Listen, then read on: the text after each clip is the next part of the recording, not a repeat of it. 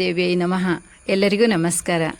ಇವತ್ತು ನಾನು ನಿಮಗೆ ನಮ್ಮೂರು ಕುಂದಾಪುರದ ಒಂದು ವಿಶೇಷತೆಯ ಬಗ್ಗೆ ನಿಮಗೆ ಹೇಳ್ತಾ ಹೋಗ್ತೇನೆ. ಆ ಒಂದು ಕುಂದಾಪುರದಲ್ಲಿರುವಂಥ ಒಂದು ಕೋಡಿ ಅಂತ ಒಂದು ಚಿಕ್ಕ ಊರಿದೆ. ಆ ಊರಲ್ಲಿ ಎಷ್ಟು ಅದ್ಭುತಗಳಿದಾವೆ ಅಂತ ಹೇಳಿದರೆ ನೀವು ಒಂದು ಸರಿ ಅಲ್ಲಿಗೆ ಭೇಟಿ ಕೊಡಬೇಕು, ಅಷ್ಟು ಚೆನ್ನಾಗಿದೆ. ನನ್ನ ಫ್ರೆಂಡ್ ಅಲ್ಲಿನವರೇ, ಅವ್ರು ಇರೋದು ಬಾಂಬೆಯಲ್ಲಿ. ಅವ್ರು ಯಾವಾಗಲೂ ನನಗೆ ಹೇಳ್ತಾಯಿದ್ರು, ಒಂದು ಸರಿ ಬನ್ನಿ ನೋಡ್ಕೊಂಡು ಬರೋಣ, ನಿಮಗೆ ತೋರಿಸ್ತೇನೆ ಎಷ್ಟು ಚೆನ್ನಾಗಿದೆ ನಮ್ಮ ಊರಿನಲ್ಲಿ, ಏನೇನಿದೆ ಅಂತ ನಿಮಗೆ ತೋರಿಸ್ತೇನೆ ಅಂತ ಹೇಳ್ತಾಯಿದ್ರು. ನಾನು ಒಂದು ಸರಿ ನನ್ನ ಫ್ಯಾಮಿಲಿ ಎಲ್ಲ ಕರ್ಕೊಂಡು ಹೋದೆ. ಅವ್ರ ಊರಿಗೆ ಬಂದಾಗ ನಮ್ಮನ್ನು ಕರ್ಕೊಂಡು ಹೋದರು. ಎಷ್ಟು ಖುಷಿಪಟ್ಟೆ. ನಾವೆಲ್ಲರೂ ತುಂಬ ಖುಷಿಪಟ್ಟೆವು. ಯಾಕೆ ಅಂತ ಕೇಳ್ತೀರಾ ನೀವು? ಆ ಊರಲ್ಲಿ ಅಂದರೆ ಅಷ್ಟೊಂದು ಡೆವಲಪ್ಡ್ ಒಂದು ರೆಸಾರ್ಟ್ ಇದೆ. ಎಷ್ಟು ಚೆನ್ನಾಗಿದೆ ಅಂತ ಹೇಳಿದರೆ ಆ ರೆಸಾರ್ಟ್ ಕೂಡ. ಆಮೇಲೆ ಅಲ್ಲಿ ಸಮುದ್ರ ನೋಡುವುದು ಇದೆಯಲ್ಲ, ಒಂದು ಬೀಚ್ ಇದೆಯಲ್ಲ, ಆ ಬೀಚ್ ಕೂಡ ತುಂಬ ಚೆನ್ನಾಗಿದೆ. ಕೋಡಿ ಬೀಚ್ ಅಂತ ಹೇಳಿದರೆ ಅದು ಒಂದು ಫೇಮಸ್ ಬೀಚು. ಆ ಬೀಚಲ್ಲಿ ಕೂಡ ನಮ್ಗೆ ಎಷ್ಟು ಖುಷಿ ಸಿಗುತ್ತೆ ಅಂತ ಹೇಳಿದರೆ ಅಷ್ಟು ಖುಷಿ. ಆಮೇಲೆ ನಿಮ್ಗೆ ಬೇಕಾದಂತಹ ಸೀ ಫುಡ್ಗಳಲ್ಲಿ ಸಿಗುತ್ತೆ. ಎಂತೆಂಥ ಫುಡ್ ಬೇಕು ಅಂತ ಹೇಳಿದರೆ ನಿಮಗೆ, ನೀವು ನೋಡಬೇಕಲ್ಲೊಂದು ಸರಿ ಹೋಗಿ, ಅಂಥ ಒಳ್ಳೊಳ್ಳೆ ಫುಡ್ಗಳು ಸಿಗ್ತದೆ. ಆ ರೆಸಾರ್ಟ್ ಕೂಡ ತುಂಬ ಚೆನ್ನಾಗಿದೆ. ತುಂಬ ಒಳ್ಳೆ ಒಂಥರ ಎಲ್ಲ ಈ ವುಡ್ಡಲ್ಲಿ ಮಾಡಿರ್ತಾರೆ. ತುಂಬ ಚೆನ್ನಾಗಿದೆ. ಸುಮಾರು ರೆಸಾರ್ಟ್ ಇದೆ. ನಾನು 1-2 ರೆಸಾರ್ಟ್ ಅಷ್ಟೇ ನೋಡಿದ್ದೆ. ಮತ್ತು ನಿಮಗೆ ಪುರ್ಸೊತ್ತಿದ್ರೆ ನೀವು ನೋಡ್ಬೋದು ಮತ್ತೊಂದಿಷ್ಟು ರೆಸಾರ್ಟ್ಗಳನ್ನು. ಮತ್ತು ನೀವು ಬೀಚ್ ಕೂಡ ತುಂಬ ಚೆನ್ನಾಗಿದೆ. ಹಾಗೆಯೇ ಅಲ್ಲಿ ಸೀ ವಾಕ್ ಮಾಡಿದ್ದಾರೆ. ಸೀ ವಾಕ್ ಅಂತ ಹೇಳಿದರೆ ಒಂದು ಕಡೆ ನದಿ ಇದೆ, ಇನ್ನೊಂದು ಕಡೆ ಸಮುದ್ರ ಇದೆ. ಅಲ್ಲಿ ಸೀ ವಾಕ್ ಮಾಡಲಿಕ್ಕೆ ಒಂದು ರೋಡ್ ಥರನೇ ಮಾಡಿದ್ದಾರೆ. ಎಷ್ಟು ಚೆನ್ನಾಗಿದೆ ಅಂತ ಹೇಳಿದರೆ ಅದರಲ್ಲಿ ವಾಕ್ ಮಾಡೋದೇ ಒಂದು ಅದ್ಭುತವಾಗಿದೆ. ಮತ್ತು ನಾನು ನಿಮಗೆ ಹೇಳಿದೆ ಅಲ್ಲ, ಅಲ್ಲಿ ಆ ಹೊಳೆ ಅಂತ ಹೇಳಿದರೆ ಅದಕ್ಕೆ ಪಂಚಗಂಗಾವಳಿ ಅಂತ ಹೇಳ್ತಾರೆ. ಪಂಚಗಂಗಾವಳಿ ಅಂತ ಹೇಳಿದರೆ 5 ನದಿಗಳು ಒಂದು ಕಡೆ ವಿಲೀನ ಆಗುವಂಥ ಒಂದು ಸ್ಥಳ ಅದು. 5 ನದಿಗಳು ಯಾವುದು ಅಂತ ಹೇಳಿದರೆ ನಮ್ಮ ಈ ಮಲೆನಾಡಲ್ಲಿ ಹುಟ್ಟುತ್ತವೆ. ಆ 5 ನದಿಗಳು ನಮ್ಮ ಮಲೆನಾಡಲ್ಲೇ ಹುಟ್ಟೋದು. ಇಲ್ಲಿ ಹುಟ್ಟಿದಂತಹ ನದಿಗಳು ಪಶ್ಚಿಮಕ್ಕೆ ಹೋಗಿ ಅರಬ್ಬಿ ಸಮುದ್ರವನ್ನು ಸೇರ್ತದೆ.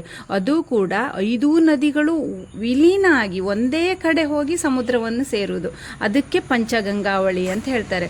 ನಮ್ಮ ಹಿರಿಯರ ಪ್ರಕಾರ, ನಮ್ಮ ಒಂದು ಸುಮಾರು ಜನರ ಜೊತೆಗೆ ನಮ್ಮ ಹಿರಿಯರ ಜೊತೆಗೆ ನಾನು ಮಾತಾಡಿದಾಗ ಅವರೆಲ್ಲರೂ ಹೇಳೋದು ಒಂದೇ, ನಾವು ಗಂಗಾ ನದಿಗೆ ಹೋಗಿ ಸ್ನಾನ ಮಾಡಿದಂತಹ ಒಂದು ಪುಣ್ಯ ಫಲ ಇಲ್ಲಿ ಪಂಚಗಂಗಾವಳಿಯಲ್ಲಿ ಸ್ನಾನ ಮಾಡಿದರೂ ಕೂಡ ಸಿಗ್ತದೆ ಅಂಥೇಳಿ. ಇದು ಪ್ರಚಾರ ಇಲ್ಲ, ಯಾಕೆಂದ್ರೆ ಗೊತ್ತಿದ್ದವ್ರಿಗೆ ಗೊತ್ತಿದೆ. ಆದರೆ ಈಗಿನವ್ರಿಗೇನೋ ದೂರ ಇದ್ದರೆ ಅದೇನೋ ಹೇಳ್ತಾರಲ್ಲ, ದೂರದ ಬೆಟ್ಟ ನುಣ್ಣಗೆ ಅನ್ನೋ ಹಾಗೆ ದೂರದ್ದೆಲ್ಲ ಹೋಗಿ ನೋಡ್ಕೊಂಡು ಬರ್ತೇವೆ, ದೂರದಲ್ಲಿ ಹೋಗಿ ಸ್ನಾನ ಮಾಡ್ಕೊಂಡು ಬರ್ತೇವೆ. ಇದು ನಮ್ಮ ಕಾಲ ಹತ್ತಿರ ಇದೆ ಅಲ್ವಾ, ನಮಗೆ ಇದು ಒಂಥರ ಸಸಾರಕ್ಕೆ ಬಿದ್ದಿದೆ. ಆದರೂ ಇದರಲ್ಲಿ ಅಷ್ಟು ಪವರ್ ಇದೆ. ನಾನು ಹೇಳೋದು ಯಾಕೆ ಅಂತ ಹೇಳಿದರೆ, ಈ ಒಂದು ಮಲೆನಾಡಲ್ಲಿ ಹುಟ್ಟುವಂತಹ ನದಿಗಳು 5 ನದಿಗಳು ಕೂಡ ಮಲೆನಾಡಲ್ಲಿ ಹುಟ್ಟುತ್ತವೆ. ಈ 5 ನದಿಗಳು ನದಿಗಳು ಯಾವುದೆಲ್ಲ ಅಂತ ಹೇಳಿದರೆ, ಒಂದು ಸೌಪರ್ಣಿಕ, ಕುಬ್ಜ, ಚಕ್ರ, ವಾರಾಹಿ ಮತ್ತು ಕೇಟಾ ನದಿ. ಈ 5 ನದಿಗಳು ಕೂಡ ಮಲೆನಾಡಲ್ಲಿ ಹುಟ್ಟುತ್ತವೆ. ಹುಟ್ಟಿದಂತಹ ನದಿಗಳು ಎಲ್ಲ ದಿಕ್ಕನ್ನು ಸಂಚರಿಸ್ತವೆ.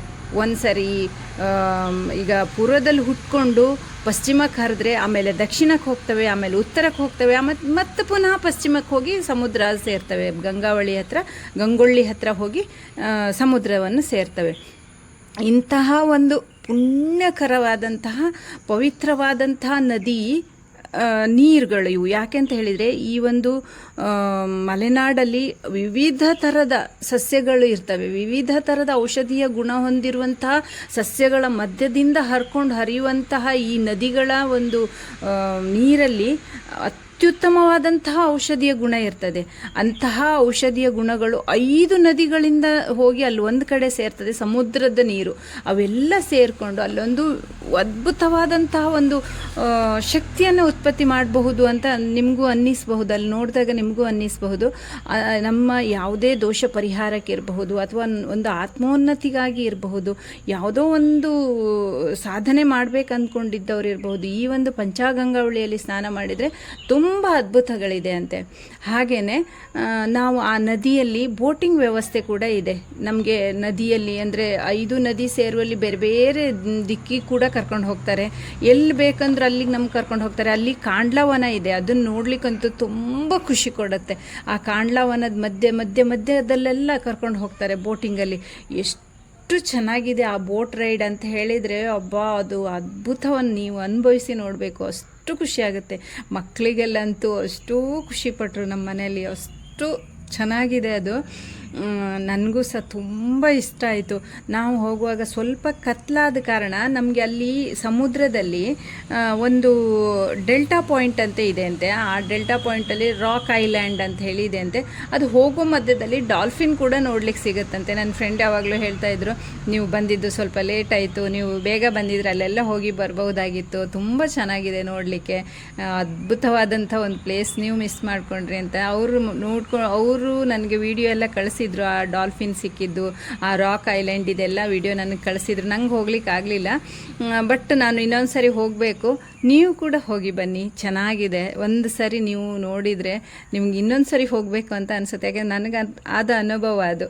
ನಾನು ಒಂದು ಸರಿ ಹೋಗಿದ್ದೆ, ನನಗೆ ಇನ್ನೊಂದು ಸರಿ ಹೋಗಬೇಕು ಅಂತ ಅನ್ನಿಸ್ತಾ ಇದೆ. ಯಾಕೆ ಅಂತ ಹೇಳಿದರೆ ಅಷ್ಟು ಚೆನ್ನಾಗಿದೆ, ಅಷ್ಟು ಅದ್ಭುತವಾಗಿದೆ. ಸಮಯ ಇದ್ದರೆ ನೀವು ಒಂದು ಸರಿ ಅಲ್ಲಿ ಆ ಪಂಚಗಂಗಾವಳಿಯಲ್ಲಿ ಸ್ನಾನ ಕೂಡ ಮಾಡ್ಕೊಂಡು ಬನ್ನಿ. ಎಷ್ಟು ಖುಷಿಯಾಗತ್ತೆ ಅಂತ ಹೇಳಿದರೆ, ನಾವು ಎಲ್ಲೋ ಹೊರಗಡೆ ಹೋಗಿ ಎಲ್ಲ ಆ ಒಂದು ಪುಣ್ಯಕ್ಷೇತ್ರಗಳಲ್ಲೆಲ್ಲ ಸ್ನಾನ ಮಾಡ್ಕೊಂಡು ಬರ್ತೇವೆ. ಅಂತಹ ಒಂದು ಅದ್ಭುತವಾದ ಪುಣ್ಯಕ್ಷೇತ್ರವೇ ಇದು ಪಂಚಗಂಗಾವಳಿ ಅಂತ ಹೇಳಬೇಕು. ಇಲ್ಲಿ 5 ನದಿಗಳು ನಿಮಗೆ ಹೇಳಿದ್ನಲ್ಲ ನಾನು, ಒಂದು ಅಮೃತಕ್ಕೆ ಸಮಾನವಾದಂತಹ 5 ನದಿಗಳಲ್ಲಿ ಇದ್ದಾವೆ. ಜೊತೆಗೆ ಸಮುದ್ರ ರಾಜ ಕೂಡ ಇದ್ದಾನೆ, ಅರಬ್ಬಿ ಸಮುದ್ರದ ಒಂದು ನೀರು.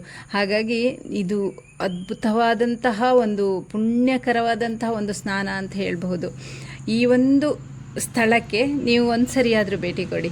ಆ ಒಂದು ಖುಷಿನ, ಅಲ್ಲಿಯ ಒಂದು ಬೀಚ್ ಇರಬಹುದು, ಅಲ್ಲಿಯ ರೆಸಾರ್ಟ್ ಇರಬಹುದು, ಆ ಸೀ ವಾಕ್ ಇರಬಹುದು, ಮತ್ತು ಬೋಟಿಂಗ್ ವ್ಯವಸ್ಥೆ. ಬೋಟಿಂಗಿನವರು ಕೂಡ ನಿಮ್ಗೆ ಏನು ಬೇಕಿದ್ರು, ಎಲ್ಲಿಗೆ ಬೇಕಿದ್ರು ಕರ್ಕೊಂಡು ಹೋಗ್ತಾರೆ.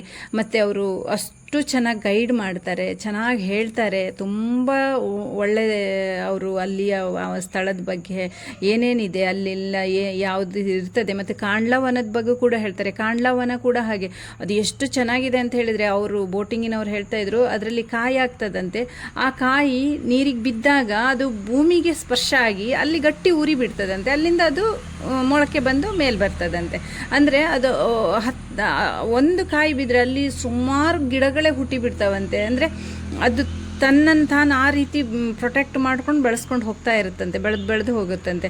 ದೊಡ್ಡ ಕಾಡಾಗ್ತಾ ಇದೆ ಅಲ್ಲಿ. ಕಾಂಡ್ಲವನ ಅಂಥೇಳಿ ವನ ಥರನೇ ಇದೆ. ಅದು ನೋಡ್ಲಿಕ್ಕಂತೂ ತುಂಬ ಚೆನ್ನಾಗಿದೆ, ತುಂಬ ಖುಷಿಯಾಗುತ್ತೆ. ನಮ್ಮನ್ನು ಅದರ ಹತ್ರದವರೆಗೂ ಕರ್ಕೊಂಡು ಹೋಗಿದ್ದಾರೆ. ನಮಗೆ ಸ್ವಲ್ಪ ಹೆದರಿಕೆ ಇತ್ತು, ಸಮುದ್ರ ಮತ್ತು ನೀರು ಅಂತ ಹೇಳಿದರೆ. ನಾವು ಈಚೆ ಈ ಕಡೆ ಮಲೆನಾಡು ಕಡೆ ಇದ್ದವರಿಗೆ ನಮಗೆ ಸ್ವಲ್ಪ ಭಯ ಇತ್ತು. ಬಟ್ ನನ್ನ ಜೊತೆಗೆ ನನ್ನ ಫ್ರೆಂಡ್ ಇರೋದ್ರಿಂದ ನಮಗೊಂದು ಧೈರ್ಯ, ಅವರಿಗೆಲ್ಲ ಗೊತ್ತಿದೆಯಲ್ಲ ಹೇಗೆ ಏನು ಅಂಥೇಳಿ. ಹಾಗೆ ನಾನು ಸಮಾಧಾನದಲ್ಲಿದೆ. ಅದರ ಒಂದು ಖುಷಿ ಇದೆ ಅಲ್ಲ, ನೀವು ನೋಡಿ. ಸಮುದ್ರದಲ್ಲಿ ನನಗೆ ಹೋಗ್ಲಿಕ್ಕಾಗಲಿಲ್ಲ, ಆದರೂ ಈ ಒಂದು ಹೊಳೆಯಲ್ಲಿ ತೇಲ್ತಾ ಇದ್ದೆ ನಾನು ಆ ಖುಷಿಯಲ್ಲಿ. ಅಷ್ಟು ಖುಷಿಪಟ್ಟೆ. ಒಂದು ಸರಿ ನೀವು ಸಹ ಇದನ್ನು ನೋಡಿ. ನಮ್ಮೂರ ಹತ್ರ ಇರುವಂತಹ ಒಂದು ಸ್ಥಳ ಅಲ್ವಾ ಇದು, ನಮ್ಮೂರಿನ ಒಂದು ಹೆಮ್ಮೆ ಇದು. ಇಲ್ಲಿ ಈ ಒಂದು ಕುದ್ರು, ಈ ನಮ್ಮ ಸಮುದ್ರದ ಕಡೆಯಲ್ಲಿ ಕುದ್ರು ಅಂತ ಹೇಳಿದರೆ ಒಂದೊಂದು ದಡ. ಈಗ ಸಮುದ್ರದ ಮಧ್ಯದಲ್ಲಿ ಒಂದೊಂದು ಭೂಪ್ರದೇಶ ಆಗೋದು, ಅದಕ್ಕೆ ಕುದ್ರು ಅಂತ ಹೇಳ್ತಾರೆ. ಅಂಥದ್ದೇ ಕುಂದಾಪುರದಲ್ಲಿ 16 ಕುದುರೆ ಇದೆ ಅಂತೆ. ಅದರಲ್ಲಿ ಬಬ್ಬು ಕುದುರೆ ಅಂತ ಹೇಳೋದೊಂದು ತುಂಬ ದೊಡ್ಡ ಕುದುರಂತೆ.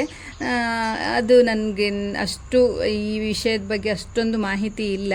ಆದರೆ ಹೇಳಿದ್ದು ಅಂದರೆ ಅಲ್ಲಿ ನಾನು ವಿಚಾರ ಮಾಡಿದಾಗ ನನಗೆ ಸಿಕ್ಕಿದಂಥ ಮಾಹಿತಿ ಇದೆಲ್ಲವು. ನೀವು ಒಂದು ಸರಿ ಹೋಗಿ ಬನ್ನಿ, ಈ ಒಂದು ಸ್ಥಳ ನೋಡ್ಕೊಂಡು ಬನ್ನಿ, ಎಲ್ಲ ಒಂದು ಅನುಭವಿಸಿ ಬನ್ನಿ.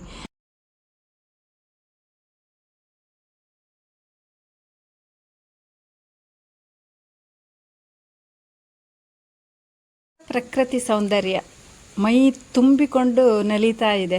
ನೀವು ಒಂದು ಸರಿ ನೋಡಿಕೊಂಡು ಖುಷಿಪಡಿ. ಅದರ ಜೊತೆಗೆ ಈ ಒಂದು ಸೌಂದರ್ಯ, ಈ ಪ್ರಕೃತಿ ಕೊಡುವಂಥ ಈ ಒಂದು ಸೌಂದರ್ಯವನ್ನು ನಾವು ಆಸ್ವಾದಿಸಲೇಬೇಕು.